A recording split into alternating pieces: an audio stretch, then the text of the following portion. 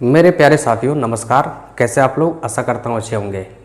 Friends, आज एक फिर नई वीडियो के साथ मैं प्रस्तुत हूँ आप लोग के समक्ष।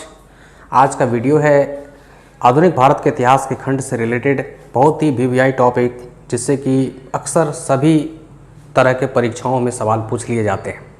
ख़ास तौर से पीसीएस परीक्षा में, यूपीएससी की परीक्षा में और बिहार दरोगा वगैरह के परीक्षा में तो ज़्यादातर इस यहाँ से प्रश्न बनते हैं। टॉपिक है सामाजिक सुधार आंदोलन। आधुनिक भारत के इतिहास के कालखंड के दौरान ख़ास तौर से अंग्रेजी काल में जो है यहाँ पर अनेकों सामाजिक सुधार हुए। वही सामाजिक कुरीतियाँ जो कि प्राचीन काल से ही कुछ कुरीतियाँ व्याप्त थी और कुछ कुरीतियाँ मध्यकाल के दौरान जो है यहाँ पर जो है भारतीय समाज में उजागर हुई। और वह जो है अब कुरीतियाँ कैसे आती है, क्यों आती है, इसके पीछे हम लोग को उसके अंदर में नहीं जाना है। कुछ भी कुरीतियाँ आती है तो उसके पीछे कुछ काउजेस होते हैं, कुछ कारण होते हैं, कुछ परिस्थितियाँ होती है। उन परिस्थितियों में हम लोग को नहीं जाना है।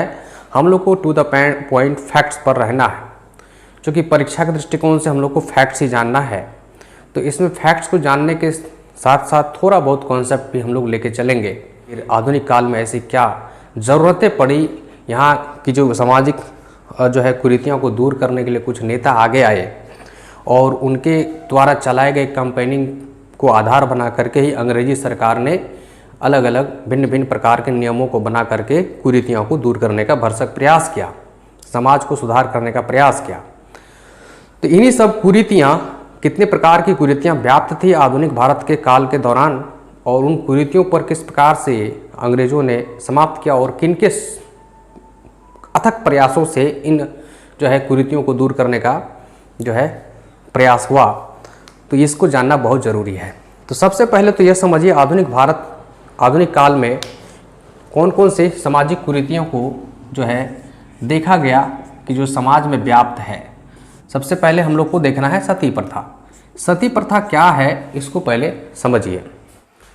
सती प्रथा एक ऐसी प्रथा जिसमें स्त्रियों को उसके अपने जीवन जीने से ही वंचित कर दिया जाता था। स्त्रियों को उनके जीवन जीने से ही वंचित कर दिया जाता था। उसे उसके पति के मर जाने पर, उनके मृत्यु हो जाने पर, पति की मृत्यु हो जाने पर पति के चिता पर ही जिंदा जला दिया जाता था। ये प्रथा, इस प्रथा का जितनी ही भर्त्सना किया जाए उतना ही कम होगा, जितनी आलोचना किया जाए उतनी ही कम होगी। यह प्रथा किसी भी दृष्टिकोण से इस प्रथा को अच्छा नहीं कहा जा सकता, इसलिए यह सामाजिक कुरीतियाँ हैं।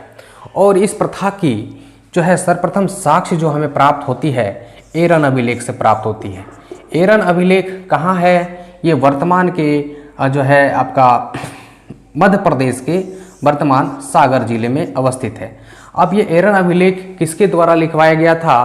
तो गुप्त शासक भानुगुप्त के द्वारा लिखवाया गया था। इस अभिलेख में ही सर्वप्रथम सती होने का साक्ष्य प्राप्त होता है, जिसमें साफ साफ लिखा है कि 510 ईस्वी में जो है भानुगुप्त के एक मित्र अथवा मंत्री अथवा उनके अमात्य कहिए या उनके सेनापति गोपराज थे। ठीक है, गोपराज की मृत्यु हो जाती है और उनके मृत चिता पर, जल रहे चिता पर ही उनकी पत्नी को जिंदा बैठा करके जला दिया गया। तो बस यहाँ प्रथम साक्ष्य मिलता है। हालांकि इससे पहले भी यह प्रथाएं होंगी, लेकिन साक्ष्य प्रथम जो मिलता है वो 510 ईस्वी का मिलता है, जो कि एरन अभिलेख में इसका जो है उल्लेख किया गया है। तो इसलिए हम लोग को ये लिखित प्रमाण यही एरन अभिलेख से मिलता है, इसलिए एरन अभिलेख को ही हम लोग प्रथम साक्ष्य के तौर पर देखते हैं। अब देखिए, यह प्रथा तो प्रचलित थी ही प्राचीन काल से। अब यह क्या है कि इसके बाद भी यह प्रथाएं चलती रही निरंतर, है ना। फिर बीच में कुछ ऐसे शासक भी आए मध्यकाल के दौरान जिनकी नज़र इन प्रथाओं पर पड़ी, जिनके जो है दृष्टिकोण में यह प्रथाएं अच्छी नहीं थी, तो उन्होंने भी भरसक प्रयास किया कि यह प्रथा समाज से दूर हो जाए, समाज से हट जाए, समाज से उन्मूलित हो जाए, उन्मूलन कर दिया जाए। तो बहुत सारे जो है शासक ने अपने भरसक प्रयास किया कि इस प्रथा को समाप्त करने का, सामाजिक सुधार लाने का। जैसे कि कश्मीर के राजा सिकंदर, है ना, 1500 लगभग 15वीं सदी में कश्मीर के शासक हुआ करते थे, क्षेत्रीय शासक सिकंदर, है ना। अब वो सिकंदर नहीं जो भारत पर आक्रमण किया था, वो नहीं, सिकंदर नाम के बहुत सारे शासक हुए हैं। तो कश्मीर में भी जो है एक सिकंदर नाम के शासक हुआ करते थे। उन्होंने भी 15वीं सदी में कहा जाता है कि सती प्रथा पर रोक लगाने का भरसक प्रयास किया। अकबर की बात आती है, मुगल सम्राट अकबर। तो अकबर के बारे में भी कहा जाता है कि सती प्रथा को रोक लगाने का जो है प्रयास, भरसक प्रयास किए इन्होंने भी। सती प्रथा को जो है अपने शासनकाल के दौरान रोका भी, है ना, रोकने का भी इन्होंने काम किया। इसके बाद अगर बात करते हैं पुर्तगाली, आधुनिक दौर में, है ना, पुर्तगाली जो लोग आए यहाँ पर, तो पुर्तगाल के जो लोग आए, पुर्तगाली व्यापारी आए, तो यहाँ पर पुर्तगाली गवर्नर आए। तो प्रथम गवर्नर को छोड़कर सेकंड गवर्नर जो था Alfonso de Albuquerque, Alfonso de Albuquerque ने भी जो है, अल्फांसो डी अल्बुकर्क ने भी यहाँ पर जो सती प्रथा को प्रतिबंध घोषित किया, है ना। जहाँ बस अपने स्तर से, अपने इलाके में जहाँ तक भी उनका क्षेत्र था, उस अपने जो है क्षमता के अनुसार जो है सती प्रथा को रोक लगाने का प्रयास किया। हालांकि आगे चल करके फ्रांसीसियों ने भी चंद्रनगर में जब जो अपना शासन चला रहे थे, तो वहाँ चंद्रनगर में भी उन्होंने भी सती प्रथा पर रोक लगाने का प्रयास किया। फिर आगे चल करके जो है सती प्रथा पर रोक लगाने के लिए सबसे बड़ा अथक प्रयास जो रहा, जो है राजा राम मोहन राय, जिसको राष्ट्र पुनर्जागरण के पिता भी कहे जाते हैं, पत्रकारिता के अग्रदूत भी कहे जाते हैं, राष्ट्रवाद के जनक भी कहे जाते हैं, है ना। 12 भाषा के ज्ञाता, बहुत सारे जो है कृतियों के रचनाकार, बहुत सारे पुस्तक ने उन्होंने लिखा, पत्र पत्रिकाओं आदि का जो है प्रकाशन किया। तो उन्होंने ही, उनकी एक रचना थी संवाद कौमुदी। संवाद कौमुदी अपनी रचना, संवाद कौमुदी जो कि पत्रिका थी उनकी, इस संवाद कौमुदी के माध्यम से ही लगातार कैंपेनिंग चलाते रहे कि सती प्रथा हमारे समाज से हटना चाहिए, ये प्रथा किसी भी मायने में अच्छा नहीं है।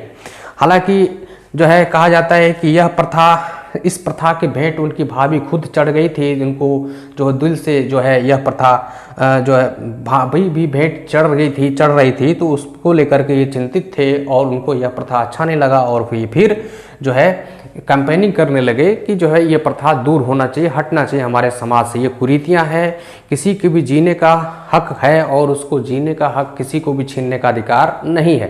तो संवाद कौमुदी में उन्होंने भरसक लगातार लिखते रहे और जो है अंग्रेजी शासकों से, गवर्नर जनरलों से सिफारिश करते रहे, रिकमेंड करते रहे कि इस पर एक कठोर कानून बनना चाहिए, अपराध घोषित होना चाहिए। अंततः इनके द्वारा चलाए गए जागरूक अभियान को ध्यान में रखते हुए लॉर्ड विलियम बेंटिक ने 1829 ईस्वी में जो है सती प्रथा को प्रतिबंध घोषित करते हुए नियम 17 बनाया। नियम 17, ये देखिए ध्यान में रखिएगा, नियम 17 के तहत जो है सती प्रथा को जो है अवैध घोषित किया गया, है ना, गैर कानूनी घोषित किया गया और इसको पनिशेबल बनाया गया। जो भी व्यक्ति अब सती प्रथा को करते हुए पकड़ाए जाएंगे, है ना, और किसी स्त्री को मजबूर करेंगे कि उसके पति के चिता पर जिंदा जलाने के लिए, तो उसको जो है कानूनी कार्रवाई होगी और उनको जो है सजा होगा। तो इस तरह से सती प्रथा जो है धीरे धीरे समाप्त हुई।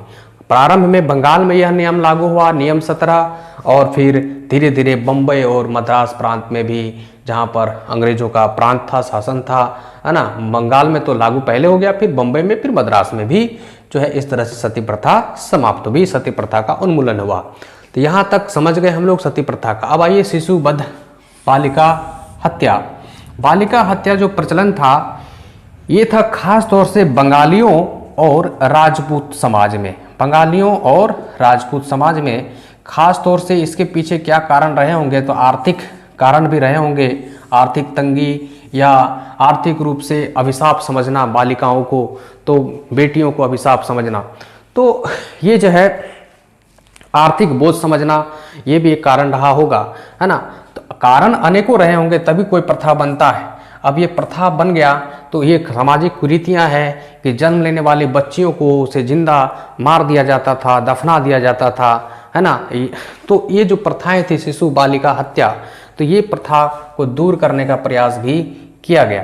तो सबसे पहले जो इसे दूर करने का प्रयास किया गया, शिशुवध बालिका हत्या को जो है यह किया गया, जो है कहा जाता है कि जो आपका 1795 ईस्वी में जॉन शोर जो कि गवर्नर जनरल ऑफ इंडिया थे उस समय, जॉन शोर ने जो है नियम 21 बनाए और फिर 1804 ईस्वी में वेलेस्ली ने भी इसे जो है नियम 4 बनाए।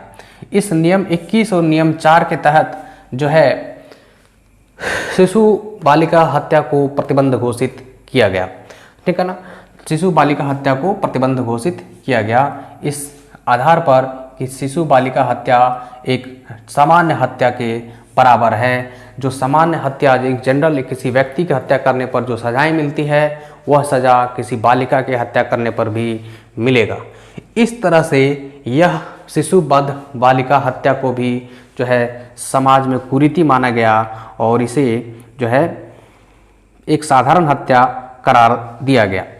ठीक, तो इस तरह से फिर इसमें जो है अंततः यह हत्या कैसे समाप्त होती है, तो विलियम बेंटिक ने अपने समय में, देखिए विलियम बेंटिक का भी इसमें योगदान रहा। विलियम बेंटिक ने, जिनका कार्यकाल 1828 से 1835 रहा, अपने कार्यकाल के दौरान राजपूताना में, खास तौर से राजपूताना में जो यह प्रथाएं चल रही थी बालिका की हत्या, शिशु की हत्या, उसको प्रतिबंध लगाया। ठीक है, ये बात है। अब फिर आगे चल करके जो है लॉर्ड हॉर्डिंग के समय में यह पूर्ण रूप से प्रतिबंधित हो गया। लॉर्ड हॉर्डिंग प्रथम का कार्यकाल जो है वो 1844 से लेकर के 1848 तक रहा। इस काल के दौरान ही शिशु बालिका हत्या को जो है समाप्त कर दिया गया। शिशु बालिका हत्या के बारे में जो है महाराजा रंजीत सिंह के पुत्र महाराजा दलीप सिंह का स्टेटमेंट है कि उन्होंने कहा कि हमारे नज़रों के सामने, हमारे है ना प्रत्यक्ष तौर पर हमारे नज़रों के सामने ही हमारी बहनों को बोरी में बंद करके नदी में बहा दिया गया। ठीक है ना, तो ये तब समझ सकते हैं एक राजा जब यह स्टेटमेंट कह रहा है तो जो है तो फिर आम लोगों की क्या बात है। तो इस तरह से शिशु बालिका हत्या ये भी एक सामाजिक कुरीतियाँ थी जिसको अमानवीय भी कहा जा सकता है। अब आइए हम लोग देखते हैं नरबलि प्रथा। नरबलि प्रथा खास तौर से पिछड़ी जाति और खोंड जनजाति में यह प्रचलित थी। खोंड जनजाति में जो है अपने इष्ट देव को खुश करने के लिए और अपनी मनोकामना की पूरी हो जाने पर कोइंसिडेंटली अगर उनकी मनोकामना पूरी हो जाती थी तो उसके बदले में वो नर बलि जो है अपने इष्ट देवता को देते थे। मानव की बलि चढ़ाना ये प्रथा किसी भी दृष्टिकोण से अच्छा नहीं कहा जा सकता, तो इसीलिए जो है नर बलि प्रथा को भी दूर करने का भरसक प्रयास किया गया। इसके लिए जो है सबसे जो है श्रेय जाता है कि इनको नरबलि प्रथा को अंतिम रूप से समाप्त करने का तो हॉर्डिंग को ही जाता है। अंतिम रूप से मैं इसलिए कह रहा हूँ कि क्योंकि हॉर्डिंग ही लास्ट में इनको समाप्त किए। हॉर्डिंग फर्स्ट, जिसका कार्यकाल 1844 से 1848 तक रहा, इन्होंने ही कैंपबेल नामक अधिकारी को नियुक्त करके, कैंपबेल, ये भी सवाल पूछा जाता है कि हॉर्डिंग ने इसको समाप्त किया नरबलि प्रथा को, तो किस ऑफिसर्स को नियुक्त किया था इसके लिए स्पेशली तौर पर, तो कैंपबेल को। तो कैंपबेल नामक अधिकारी ने नरबलि प्रथा को पूरे भारतवर्ष से जो है उन्मूलन कर दिया था, समाप्त कर दिया था। उसके बाद है दास प्रथा।